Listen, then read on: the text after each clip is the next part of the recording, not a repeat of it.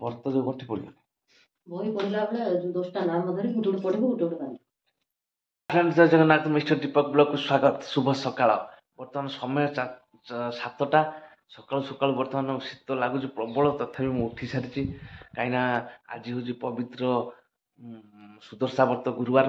ତେଣୁକରି ବେଶୀ ସମୟ ଶୋଇ ହେବନି, କାହିଁକିନା ଯାହା ବି ହେଲେ ଘରେ ଆଜି ପୂଜା ହେବ ଏବଂ ସୁଦଶା ବ୍ରତରେ ଗୁରୁବାରରେ ସମସ୍ତଙ୍କ ଘରେ ମଧ୍ୟ ରହିଛି ପୂଜା ବ୍ରତ ଏମିତି ସବୁ ହେବ।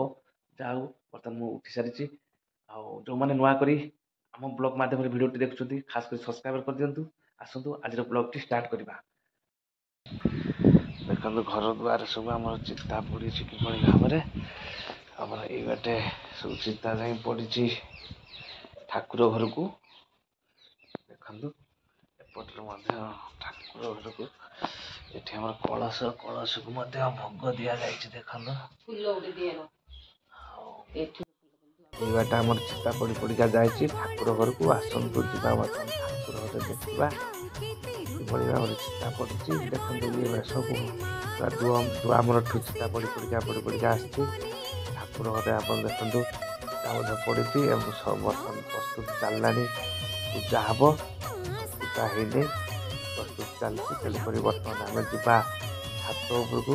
ଛାତ ଉପରେ ଟିକେ ବୁଲି ଆସିବା, ଆଉ ଟିକେ ଖରା ଖାଇକି ଟିକେ ଆସିବା।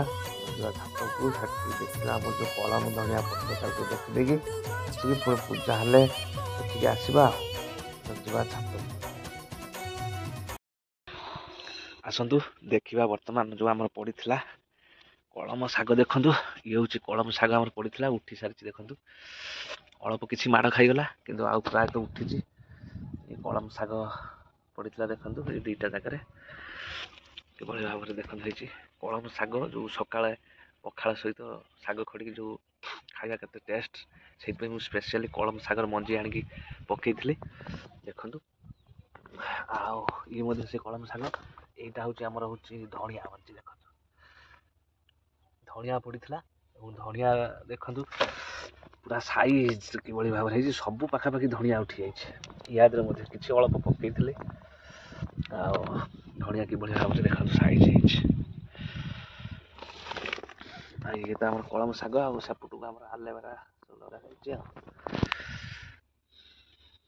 ଆପଣମାନେ ଯଦି କଳମ ଶାଗ ପକାଇବା ପାଇଁ ଚାହୁଁଛନ୍ତି, ଏଇଭଳି ଛାତ ଉପରେ ହେଉ ବା ତଳେ ହେଉ ଏବଂ ଖାଲି ମାଟିରେ ତଳେ ବା ହେଉ ବା ଯେକୌଣସି ଯଦି କଡ଼େଇ ଫଡ଼େଇ ଯଦି ହେଲା ତା ଦେହରେ ମଧ୍ୟ ହେଉ, ଏମିତି ଖୁସେଇ ଦେବେ। ମାଟି ଖୁସେଇ ଦେଇ ପରେ ଯେଉଁ ମଞ୍ଜି ଆଣିଥିବେ ତାକୁ ଭେଦେଇ ଦେବେ। ଆଉ ଗୋଟେ ଯେକୌଣସି ଜାଗାରେ ଭେଦେଇ ଦେବେ ଏବଂ ତାପରେ ଧର ବେଳଉଳି ଭେଦେଇଲେ, ତାପର ଦିନ ବେଳଉଳି ତାକୁ ପକେଇଦେବେ। ପକେଇ ଦେଇ ପାଣି ଦେବେ କଣ୍ଟିନ୍ୟୁ, ଟିକେ ଭେଦିକି ମାଟି ରହିବ ଯେମିତି।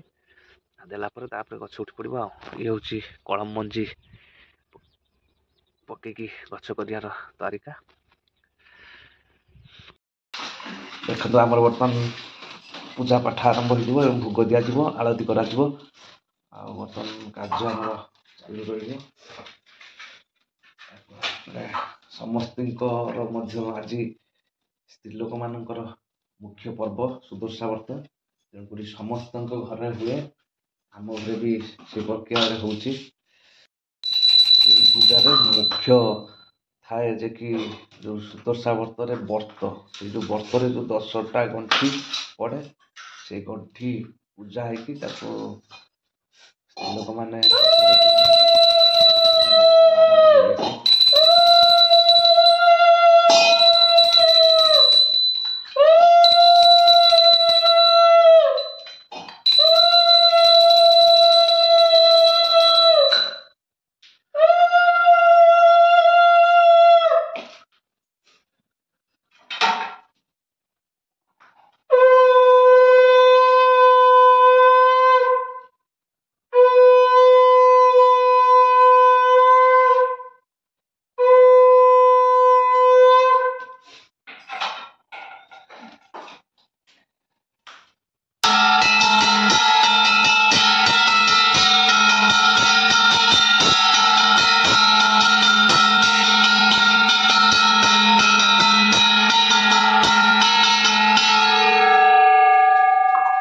ଯେହେତୁ ଏକୁଟିଆ ସବୁ କରିବାକୁ ପଡ଼ୁଛି, ଘଣ୍ଟି ବାଡ଼େଇବାକୁ ପଡ଼ୁଛି, ଶଙ୍ଖ ଫୁଙ୍କିବାକୁ ପଡ଼ୁଛି।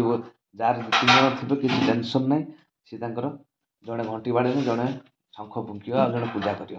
କିନ୍ତୁ ଆମର ଏକୁଟିଆ ଯେହେତୁ ସବୁ କରିବାକୁ ପଡ଼ୁଛି। ଆଉ ଯେହେତୁ ମୁଁ ବି ସାହାଯ୍ୟ କରିଥାନ୍ତି, ଯେହେତୁ ମୁଁ ଗାଧେଇନି, ବର୍ତ୍ତ ଯୋଉ ଗଣ୍ଠି ପଡ଼ିବନି। ବହି ପଢିଲା ବେଳେ ଯୋଉ 10ଟା ନାମ ଧରି ଗୋଟେ ପଢିବୁ ଗୋଟେ ବାନ୍ଧିବୁ। ବହି ପଢ଼ିଲା ବେଳେ ସେ 10ଟା ନାଁ ଧରିକି ଯୋଉ ବର୍ତ୍ତଟା ଗଣ୍ଠି ପକାଯିବ, ତାକୁ ହାତରେ ପିନ୍ଧାଯିବ। ଆସିଥାଉ କେତେ ରୂପନେ ପାର୍ବଣ ଋତୁରେ ମା ତୁହି ଆସିଥାଉ କେତେ ରୂପନେ ବାଣ୍ଟି ଦେଉ ତୁ କରୁଣା ମନକୁ ଜାଣି ମା ସାନ୍ତାଣୀ ମୋ ଲକ୍ଷ୍ମୀ ଠାକୁରାଣୀ ଆସିନରେ। ଫାଇନାଲି ବର୍ତ୍ତମାନ ଆମର ଯୋଉ ସୁଦଶା ବ୍ରତର ଭୋଗ ହେଇସାରିଛି। ବର୍ତ୍ତମାନ ଭୋଗ ପ୍ରଥମେ ଖାଇଦବା। ଆଉ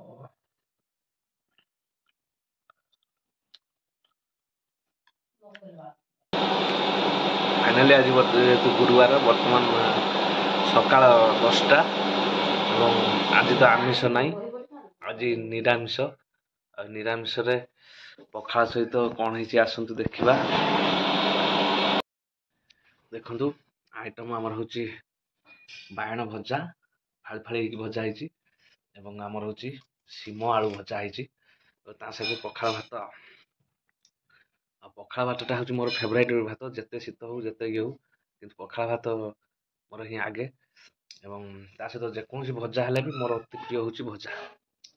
ଆଉ ବର୍ତ୍ତମାନ ଆମେ ଖାଇବା।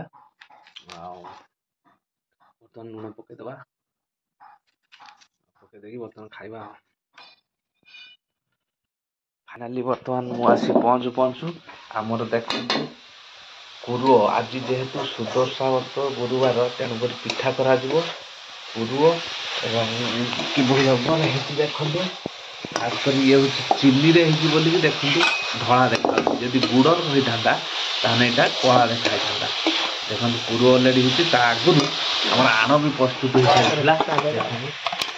ଆଣ ବି ଆମର ପ୍ରସ୍ତୁତ ହୋଇସାରିଛି। ଏବଂ ଯେହେତୁ ଆମର କମ୍ ପରିବାର, ତେଣୁକରି ଆମେ କମ୍ କରିଛୁ ନା ଅରୁଆ ପିଠା, ତେଣୁକରି କମ୍ କରିଛୁ। ପୁରୁ ଟିକେ ଅଧିକ ହେଇଛି, ଆଉ ପିଠାଠୁ ପୁରୁ ଅଧିକ ଅଛି। ଆଉ ଆଜି ଆଉ ଗୋଟେ ଦିନ ଯେ ଆମର ହେଉଛି ସମର ଦଶମୀ। ଆଜି ଗୁରୁବାର ସୁଦଶା ବ୍ରତରେ ବି ସମର ଦଶମୀ ପଡ଼ୁଛି, କିନ୍ତୁ ଯେହେତୁ ଆମର ସମର ଦଶମୀ ହଉନି, କାରଣ ଜେଜେବାପା ସେଦିନ ହିଁ ଏକ୍ସପାୟାର କରିଯାଇଥିଲେ। ଆଉ 2ଟା ବେଳେ ଏକ୍ସପାୟାର କରିଥିଲେ, ସେତେବେଳେ ସକାଳେ ମଧ୍ୟ କେହି ବାଢ଼ି ନଥିଲେ। ଆଉ ସେଥିପାଇଁ ଆମର ବନ୍ଦ ଅଛି। ପୁଣି ସେଇ ସମର ଦଶମୀ ଦିନ ଯଦି ଆମର କିଏ ଆମ ପରିବାରରୁ କିଏ ଜନ୍ମଗ୍ରହଣ କରେ, ଆଉ ଆମ ପରିବାରରେ କିଏ ଜନ୍ମଗ୍ରହଣ କରନ୍ତି, ତାହେଲେ ପୁଣି ଆମର ଚାଲୁ ରହିବ। ତେଣୁକରି ବର୍ତ୍ତମାନ ବନ୍ଦ ଅଛି, ସେଇଥିପାଇଁ ଆମର ସମର ଦଶମୀ ନାହିଁ।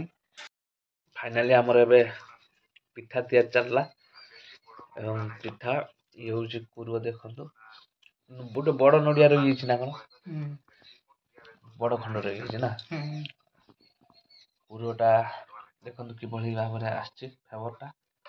ଯେହେତୁ ଗୁଡ଼ରେ ହେଇନି, ତେଣୁ ଗୋଟେ ଫ୍ଲେଭର ଟିକେ ଧଳା ଆସିଛି। ଚିନିରେ ଟିକେ ଧଳା ଆସିବ, କାହିଁକି ଏବେ ସବୁ ଚିନିର କଲେଣି, ଆଉ ତ ଗୁଡ଼ର କରୁନାହାନ୍ତି। ଯାହା ହଉ ବର୍ତ୍ତମାନ ଆମର ପିଠା ପ୍ରସ୍ତୁତ ଚାଲିଛି। ବର୍ତ୍ତମାନ ପ୍ରସ୍ତୁତ ହେଇସାରିଲା ପରେ ଏ ଯେଉଁ ପାଣି ଫୁଟିବ, ଏ ପାଣିରେ ଦିଆଯିବ, ତାପରେ ପିଠାଟା ସିଝିବ।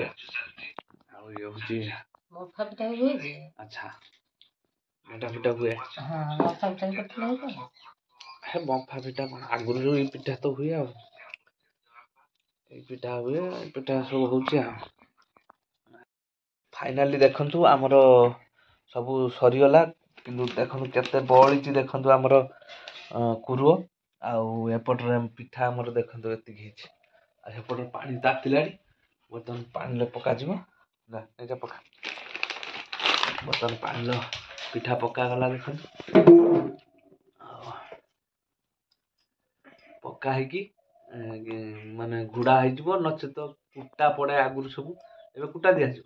ଖାଲି ହେଇଯିବ ତ, ଖାଲି ଆମର କରାଯିବ, କିନ୍ତୁ କୁଟା ଆଉ ଆଗ ଭଳିଆ ଦିଆ ହଉନି। ଆଗରୁ ସବୁ ପିଠା ହୁଏ, କଦଳୀ ପତ୍ର ବି ସବୁ ବଡ଼ ବଡ଼ ପିଠା ହୁଏ। କଦଳୀ ପତ୍ର କୁଟା ଏବେ ଖାଲି। ଏମିତି ସବୁ ଦିଅନ୍ତି କିନ୍ତୁ ଏବେ ଆମର ସବୁ ଖାଲି ଦିଆହେଉଛି କାହିଁକିନା ବେଳୁ ବେଳ ଟେକ୍ନିକାଲ ସବୁ ଯେମିତି ହେଲାଣି ଯୁଗ ସେ କରାହେଉଛି ଆଉ ପିଠା ଖାଇଲୁ